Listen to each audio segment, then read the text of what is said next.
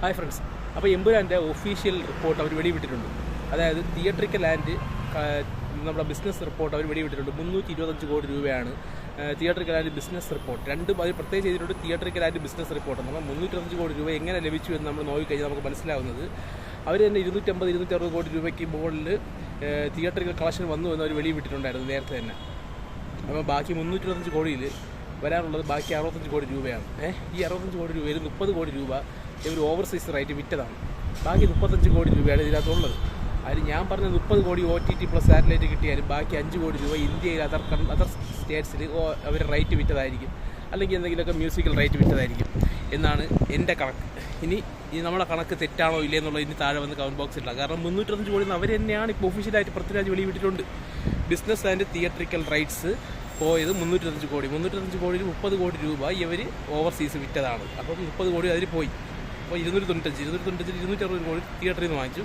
ബാക്കി 35 കോടി രൂപയാണ് അതർ ബിസിനസ് വന്നിരിക്കുന്നത്. അപ്പോൾ OTT പ്ലസ് സാറ്റലൈറ്റ് എത്ര വന്നിട്ടുണ്ടെന്ന് നമുക്ക് ഊഹിച്ചെടുക്കുക എന്നുള്ളതാണ് ബുദ്ധിയുള്ളവർക്ക്. അപ്പോൾ ഇനി ഇതിന് തള്ളിക്കൊണ്ട് ആരും വരണ്ട.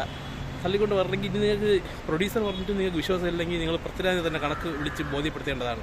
ഇനിയിപ്പം വേറെ കണക്കുകളും കൊണ്ട് താഴെ വരും കമൻറ്റ് ബോക്സിൽ. അവന്മാർ പറഞ്ഞ 100 കോടിയൊക്കെയാണ്.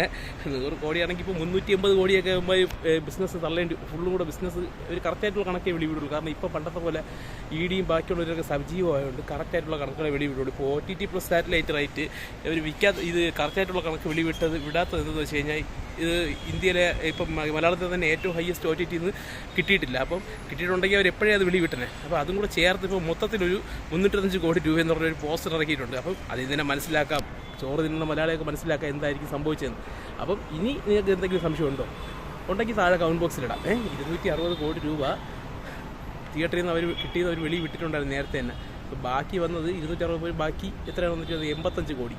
260 പോയിട്ട് 260 പോയിട്ട് ബാക്കി 65 കോടി. 65 കോടിയിൽ 30 കോടി രൂപ അവർ ഓവർസീസ് വിറ്റാണ് ഞാൻ നേരത്തെ പറഞ്ഞതുപോലെ. അപ്പം ബാക്കി 35 കോടി രൂപയാണ് അതർ ബിസിനസ് നടന്നിരിക്കുന്നത്.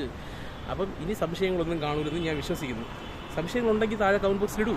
100 കോടി രൂപ OTT ബിസിനസ് നടന്നെങ്കിൽ ഇപ്പം ഇതാണോ 325 കോടി രൂപയാണോ ഇവർക്ക് ടോട്ടൽ ബിസിനസ് തിയേറ്റർ കളക്ഷൻ എന്ന് പറഞ്ഞ് അവർ പുറത്ത് വിടേണ്ടിയിരുന്ന തുക? അപ്പം ഇനി ആർക്കും ഒരു സംശയവും വേണ്ട. താഴെ കമൻറ്റിലൊക്കെ വന്ന് 100 കോടി രൂപയാണ്, 70 കോടി രൂപ OTT, 30 കോടി രൂപ സാറ്റലൈറ്റ്, അവർ തന്നെ ഞെട്ടിക്കാണും. ഇത്രയും കാര്യം ഓഫർ ചെയ്തു എന്ന് അവർ തന്നെ ചിലപ്പോൾ ഞെട്ടിക്കാണും. അപ്പോൾ ഓക്കെ, എമ്പുരാൻ്റെ കളക്ഷൻ വീഡിയോ നമ്മൾ ഇതോടുകൂടി നിർത്തുകയാണ്. ഇനിയിപ്പോൾ പറയണ്ട മോഹൻലാലിൻ്റെ വീഡിയോ ചെയ്താൽ മാത്രമേ നമുക്ക് റീച്ച് കിട്ടുള്ളൂ എന്നൊന്നും പറയണ്ട.